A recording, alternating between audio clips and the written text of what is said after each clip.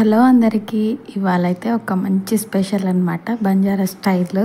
నేను ఫస్ట్ టైమే చేస్తున్నా, మీకైతే చాలా బాగా నచ్చుతుంది కొత్తగా తినే వాళ్ళకి. మా హస్బెండ్కి అయితే ఇది చాలా అంటే చాలా చాలా ఇష్టం.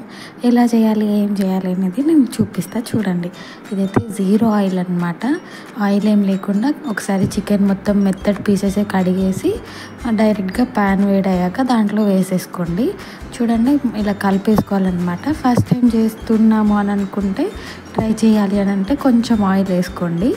తర్వాత దాన్ని అలా పెట్టేసి చింతపండు కొంచెం నానబెట్టుకోండి. పుల్లడిదైతే కొంచెము చప్పగా ఉంటే కొంచెం ఎక్కువ పెట్టండి. నెక్స్ట్ ఇదైతే కోడి బ్లడ్ అనమాట. మేము అక్కడ షాప్ నుండి తీసుకొచ్చేలోపు గడ్డగట్టిపోయింది. ఇంట్లోదైతే చింతపండు సాల్ట్ వేసి డైరెక్ట్గా దాంట్లో పట్టుకున్నారంటే ఇలా గడ్డగట్టదనమాట. ఇవి రెండు వేసి కాస్త ఒక 5 minutes పక్కన పెట్టండి. నెక్స్ట్ ఈలోగా చికెన్ చూసారా కొంచెం వాటర్ వదిలింది కదా, దీంట్లో కొంచెం సాల్ట్ వేసుకొని మళ్ళీ ఒకసారి కలిపేసి పక్కన పెట్టుకుందాము. ఈలోపు ఇది చూసారా ఇలా కొంచెం కూడా గడ్డలు లేకుండా మొత్తం కలిపేసుకోవాలన్నమాట. ఇలా అయిపోవాలి, మొత్తం స్మాష్ చేయండి. ఎందుకంటే గడ్డలు గడ్డలు ఉంటే ఆ చికెన్కి పట్టేస్తుంది అనమాట, గడ్డలు గడ్డలుగా. చూసారా చికెన్ అయితే ఇలా 5 minutesకి ఒకసారి కలిపేస్తూ ఉండండి. మీడియం ఫ్లేమ్లోనే ఉంచండి, హై ఫ్లేమ్లో పెడితే ఆయిల్ వెళ్ళలేదు కదా కింద మాడుతూ ఉంటుంది అనమాట కొత్త వాళ్ళకైతే.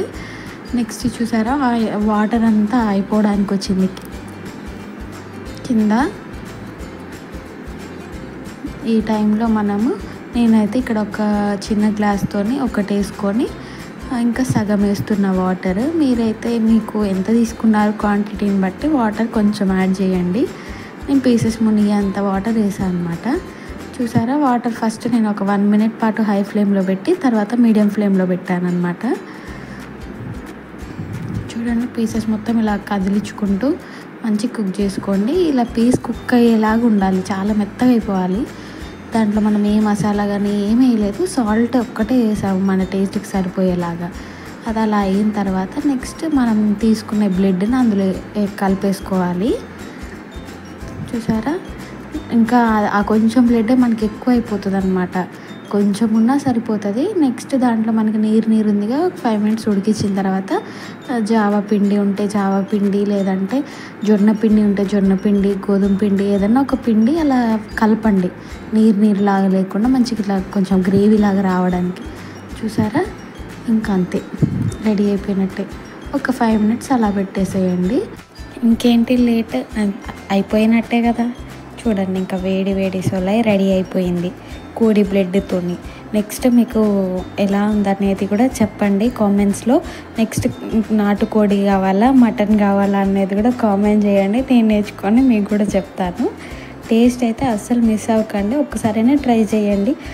ఒక 4 పీసెస్తో చేసి చూడండి, ఎంత బాగుంటుందో మీకు కూడా తెలుస్తుంది.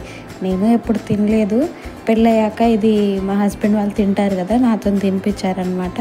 చాలా అంటే చాలా బాగుంది, మీరు కూడా తప్పకుండా ట్రై చేయండి. మరి అందులో ఇది రైస్లో అయితే తినకూడదండి, ఇలా చపాతీలో జొన్న రొట్టెల్లో అయితే చాలా బాగుంటుంది, తప్పకుండా ట్రై చేయండి. ఇంకా మా హస్బెండ్ చూడండి ఒకసారి,